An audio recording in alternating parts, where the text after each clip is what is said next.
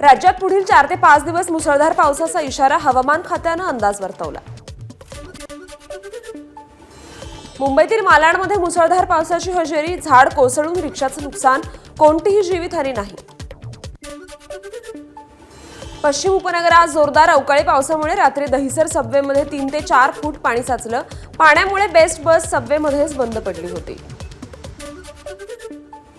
वसई विरारमध्ये पावसाची जोरदार हजेरी, साचलेल्या पाण्यातून वाट काढताना नागरिकांची कसरत। अंधेरी सबवे 3 ते 4 फूट पाण्यामुळे 1.5 तास बंद होता। पावसाचा जोर कमी झाल्यानं पाणी ओसरलं आणि सबवे पुन्हा वाहतुकीसाठी सुरू झाला।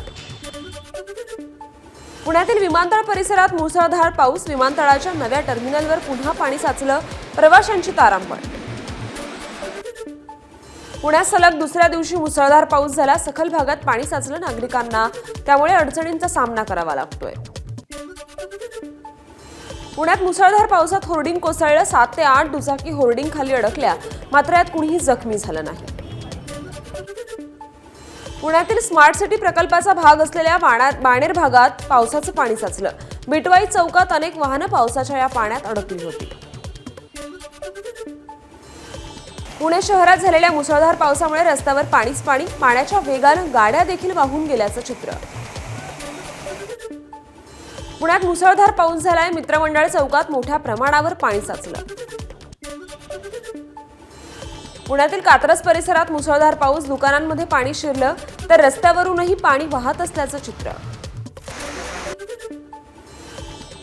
तर मुंबईतही पश्चिम उपनगरात मुसळधार पाऊस, दिवसभर उकाड्याने हैराण झालेल्या मुंबईकरांना काहीसा दिलासा। ठाण्यात मुसळधार पावसाने हजेरी लावली, अचानक आलेल्या पावसामुळे नागरिकांची तारांबळ। वंदना डेपो परिसरात अवकाळी पावसाचा फटका, सखल भागात पाणी साचलं। भिवंडी शहरासह ग्रामीण भागात ढगांच्या कडकडाटासह वरुण राजाचं आगमन, मात्र अचानक आलेल्या पावसानं नागरिकांची तारांबळ। महाराष्ट्र आणि गोव्याजवळ अरबी समुद्रात आजपासून कमी दाबाचा पट्टा तयार होण्याचा अंदाज आहे, त्यामुळे अरबी समुद्र खवळण्याची देखील शक्यता आहे। आपत्ती व्यवस्थापन विभागाकडून मच्छीमारांना सतर्कतेचं आवाहन करण्यात आलंय। कोल्हापूर जिल्ह्यात सलग 5व्या दिवशी वळवाच्या पावसाने हजेरी लावली, विजांच्या कडकडाटासह पाऊस पडल्यानं सखल भागात पाणी साचलं। सोलापूर शहरासह अक्कलकोट तालुक्यात मुसळधार पावसाची हजेरी, हवामान विभागानं ऑरेंज अलर्ट दिला होता। सोलापूरच्या बार्शीत पावसामुळे तहसील कार्यालयासमोरील कॅन्टीनचं छत कोसळलं, सुदैवाने या घटनेत कुठलीही जीवितहानी झाली नाही। रत्नागिरी जिल्ह्यात विजांच्या कडकडाटासह पावसाची जोरदार बॅटिंग, पावसामुळे वातावरणात काहीसा गारवा। रत्नागिरी जिल्ह्यात तुफान पाऊस, पावसामुळे जनजीवन विस्कळीत, रेल्वे वाहतुकीवर देखील परिणाम। जनशताब्दी एक्सप्रेस आणि तेजस एक्सप्रेस निर्धारित वेळेपेक्षा 2 तास उशिरानं धावल्या। कोकण रेल्वे मार्गावर वेरवली विलवडे स्टेशन दरम्यान दरड कोसळली, दरड हटवण्यात प्रशासनाला यश, जवळपास 2 तास वाहतूक विस्कळीत झाली होती। रायगड जिल्ह्यात वादळी वाऱ्यासह पावसाची तुफान बॅटिंग, माणगाव, तळा, रोहा, महाड तालुक्यात दमदार पाऊस। रायगडच्या अलिबागला मुसळधार पावसानं झोडपलं, पावसाचं पाणी साचल्यानं अलिबागच्या रस्त्यांना तळ्यांचं स्वरूप आलंय। सिंधुदुर्गच्या कुडाळ, कणकवली, सावंतवाडी, दोडामार्ग, वैभववाडी तालुक्यात धुवाधार पाऊस झाला, विजांच्या कडकडाटासह 40 ते 50 किलोमीटर वेगाने वारे वाहत होते। रत्नागिरीच्या गुहागरमधील अनेक भागात मुसळधार पाऊस, विजांच्या कडकडाटासह पडलेल्या पावसामुळे अनेक ठिकाणी वीज पुरवठा खंडित, तर अचानक आलेल्या पावसामुळे नागरिकांची तारांबळ। लातूर शहरासह परिसरात वादळी वाऱ्यासह जोरदार पाऊस झाला, चाकूर शहर आणि परिसरात पावसाने जोरदार बॅटिंग केली। हिंगोली जिल्ह्यात विजांच्या कडकडाटासह जोरदार पाऊस, इसापूर रमणा शिवारात ढगफुटी सदृश पावसानं ओढ्याला पूर आला। जालन्यात वादळी वाऱ्यासह अवकाळी पाऊस, राजूर रोडवरील एका मंगल कार्यालयातील लग्नाचा मंडप वादळी वाऱ्यानं कोसळला। सोलापूरच्या करमाळा तालुक्यातील जेऊर आणि परिसरात मुसळधार पाऊस, सखल भागात पाणी साचलं। छत्रपती संभाजीनगरच्या कन्नड तालुक्यातील सायगव्हाण माध्यमिक विद्यालयाचं वादळी वाऱ्यामुळे मोठं नुकसान झालंय, शाळेचे सर्व पत्रे उडाले, अनेक झाडं देखील उन्मळून पडली। भंडाऱ्यात वादळी वाऱ्यासह पाऊस झाला. पवनी तालुक्यातील पहिल्या परिसरात अनेक झाडं उन्मळून पडली, तर विद्युत खांब कोसळल्यानं अनेक गावांचा वीज पुरवठा देखील खंडित झाला. कापणीला आलेलं भात पीक देखील जमीनदोस्त झालं. वर्धा जिल्ह्यातील विविध भागात पावसाने हजेरी लावली. वादळी वाऱ्यासह 1 तास आलेल्या पावसानं झाडांची मोठी पडझड झाली आहे, तर पिकांचं देखील मोठं नुकसान झालंय. नाशिकमधील झाडं पडण्याची मालिका सुरूच आहे. सोसाट्याच्या वाऱ्यासह आलेल्या पावसानं कॉलेज रोडसह इतर भागात झाडं उन्मळून पडली. सुदैवानं यात जीवितहानी झाली नाही. साताऱ्यातील कास रोडवर मोबाईल टॉवर कोसळल्यानं मोठी वाहतूक कोंडी झाली आहे. 2 ते 3 किलोमीटरपर्यंत वाहनांच्या लांबच लांब रांगा लागल्या. घटनेत 2 जण जखमी. धाराशिवच्या लोहारामध्ये वादळी वाऱ्यासह पावसाचा तडाखा. सोसाट्याच्या वाऱ्यामुळे रस्त्यावर झाडं उन्मळून पडली, तर घरावरील पत्रे देखील उडाले.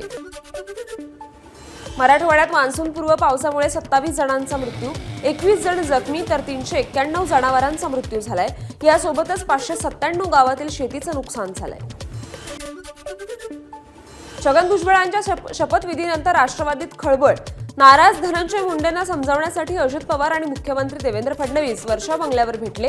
पुन्हा एकदा तिघांची बैठक होणार आहे. मंत्रिमंडळ बैठकीत कोविड संदर्भात चर्चा झाली आहे. काळजी करण्याचं कारण नाही, मात्र सतर्क राहण्याचे मुख्यमंत्री देवेंद्र फडणवीसांनी आदेश दिलेत. तर मुंबईत कोरोनामुळे नाही तर इतर व्याधींमुळे मृत्यू झाल्याची देखील माहिती दिली. मंत्रिमंडळाच्या बैठकीत राज्याचे नवीन गृहनिर्माण धोरण जाहीर. माझं घर माझे अधिकार या संकल्पना प्रत्यक्षात राबवण्यात येणार. येत्या 5 वर्षात 35 लाख घरं बांधण्याचा निर्णय. यासाठी 70,000 कोटींची गुंतवणूक होणार. उद्योग विभागातील धोरण कालावधी संपुष्टात आल्यामुळे प्रलंबित असलेल्या 325 प्रस्तावांना मंजुरी. यामुळे 1 लाख कोटी रुपयांच्या गुंतवणुकीसह 1 लाख रोजगार संधी उपलब्ध होणार. कोशीर आणि शिलार या नव्या धरणांना मंजुरी. मुंबई, नवी मुंबईसह MMR भागातील पाणी प्रश्न सोडवण्यासाठी मंत्रिमंडळात मोठा निर्णय. या प्रकल्पासाठी 12,000 कोटी खर्च येणार. महानगर गॅस लिमिटेड कंपनीला देवनार येथील भूखंड सवलतीच्या दरात देण्यास मंत्रिमंडळ बैठकीत मंजुरी. या जागेवर बायो मिथेन या तंत्राचा वापर करून दर दिवशी 500 टन क्षमतेचा कॉम्प्रेस्ड बायोगॅस उभारणी करण्यात येईल. वाशिमच्या कारंजामध्ये दिवाणी न्यायालय स्थापन करण्याचा मंत्रिमंडळ बैठकीत निर्णय झालाय. यासाठी एकूण 18 पदनिर्मिती आणि 1.76 कोटी रुपयांच्या खर्चाला मंजुरी देण्यात आली आहे. धुळ्याच्या शिंदखेड्यातील सुलवाडे जामफळ कनोली उपसा सिंचन योजनेसाठी 5,329 कोटींची मान्यता देण्यात आली आहे. तर सिंधुदुर्गामधील अरुणा प्रकल्पाअंतर्गत मौजे हेत जल सिंचन प्रकल्पास 2,025 कोटी रुपये देण्यास मंत्रिमंडळ बैठकीत निर्णय झालाय. शेतकरी आणि आदिवासींच्या जमिनी कवडीमोल भावाने विकत घेण्याचा प्रकार होतोय. बिल्डर आणि भूमाफियांवर कडक कारवाई करणार. पालघरच्या वाढवण बंदराभोवती असणाऱ्या दलालांच्या विळख्याला महसूल मंत्री चंद्रशेखर बावनकुळेंचा थेट इशारा. नुकतेच काँग्रेसमधून शिवसेनेत गेलेले कसब्याचे माजी आमदार रवींद्र धंगेकरांना मोठी जबाबदारी मिळाली आहे. धंगेकरांची शिवसेनेच्या पुणे महानगर प्रमुखपदी नियुक्ती. सरन्यायाधीश भूषण गवई यांच्या नाराजीनंतर राज्य सरकारचं परिपत्रक जारी. स्वागताला वरिष्ठ अधिकाऱ्यांची उपस्थिती बंधनकारक. मात्र परिपत्रकात असंख्य तथ्यदोष आढळले, त्यामुळे नव्या वादाला तोंड फुटले. शिंदेच्या शिवसेनेचे अकोला जिल्हा प्रमुखपदी माजी आमदार नारायणराव गव्हाणकर यांची नियुक्ती झाली आहे. गव्हाणकर हे 1995 आणि 2004 असे दोनदा बाळापूरमधून भाजपचे आमदार राहिले. अकोल्यात वंचितला मोठा धक्का बसलाय. स्थानिक स्वराज्य संस्था निवडणुकीपूर्वीच मोठ्या नेत्यांचा राष्ट्रवादीत प्रवेश. जिल्हा परिषद अध्यक्षांसह माजी अध्यक्षा संध्या वाघोडे, ज्येष्ठ नेत्या प्रतिभा अवचार, माजी जिल्हा कार्याध्यक्ष काशीराम साबळे यांचा देखील यात समावेश आहे.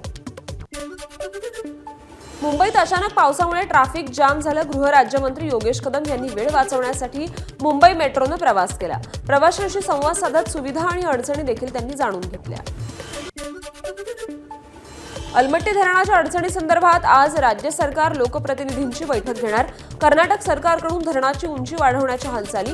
मात्र कोल्हापूर, सांगली आणि सातारा जिल्ह्यातील लोकप्रतिनिधींचा याला विरोध. एबीपी माझा, उघडा डोळे बघा नीट.